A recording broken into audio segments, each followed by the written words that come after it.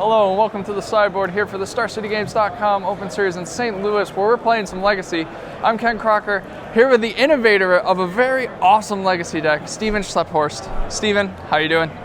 Doing well.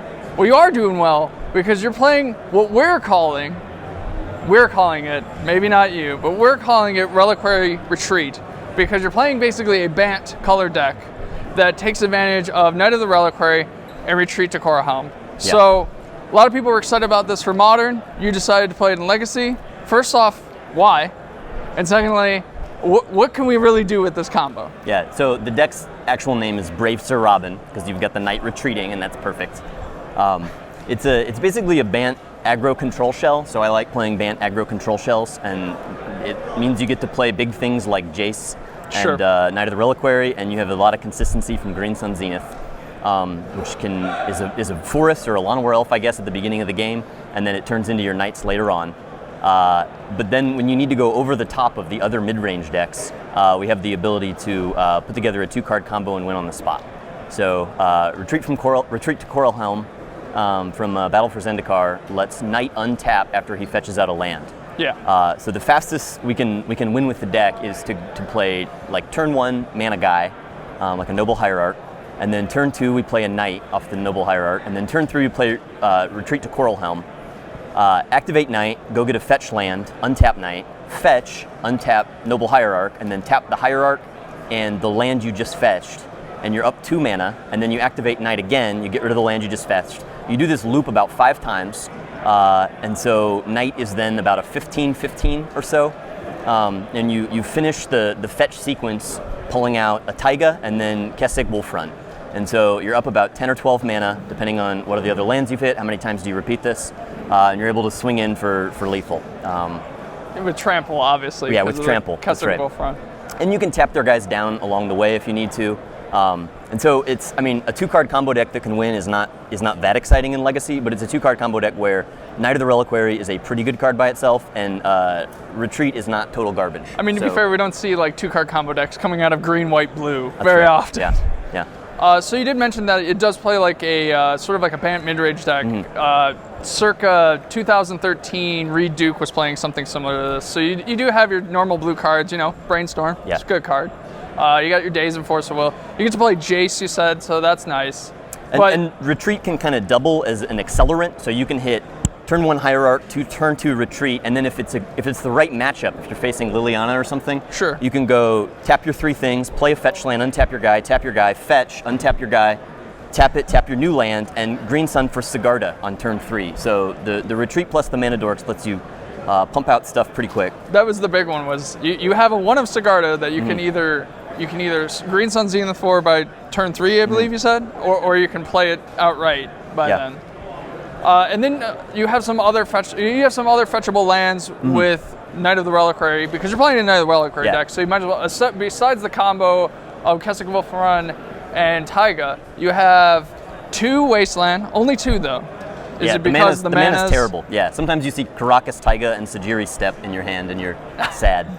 So prevents the sadness to only keep 2 Wastelands. Sure. And you want a bunch of mana so that when you start doing things, you don't find that you're out of fetch lands in your deck and you can't get above 20 or something like that.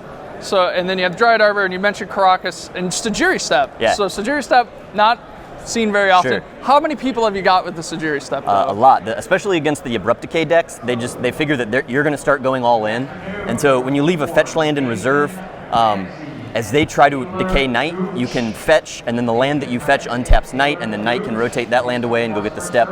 And their Abrupt Decay runs into a pro-black wall, and Knight can protect himself. And they lose from there, They're hopefully. sad, yeah. And then, like any other deck, you have some hate in the sideboard. So speaking of fetchable lands with Knight of the Reliquary, you only run 1 fetchable hate card out of the sideboard in a Bojuka Bog. So mostly for Dredge and Storm and try to catch them and going off there. Yeah.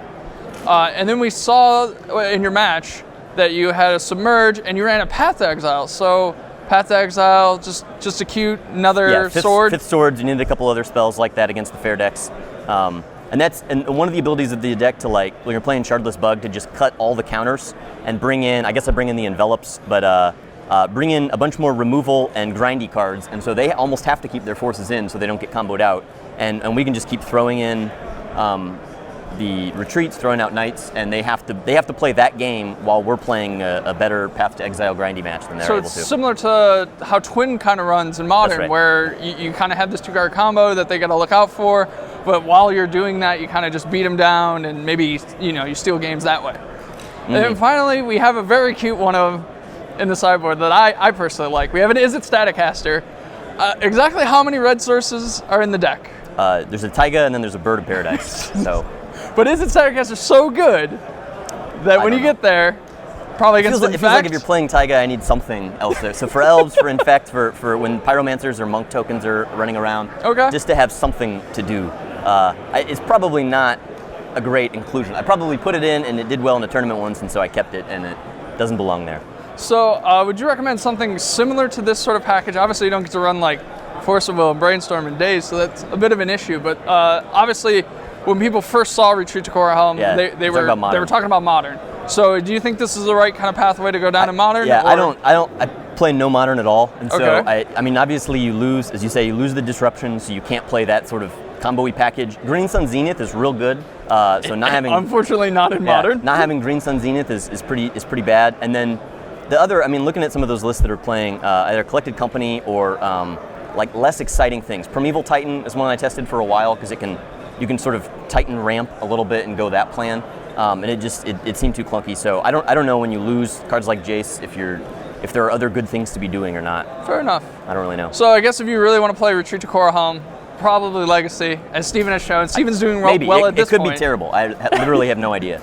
Don't sell yourself short. You're doing fine. You're just doing fine now. You're comboing people off in green, white, blue. That's right. That's pretty cool in and of itself. Yeah. So I appreciate you siding us in from the sideboard. Thanks a lot, Steven. All right, you guys stay tuned for more Legacy action here in St. Louis.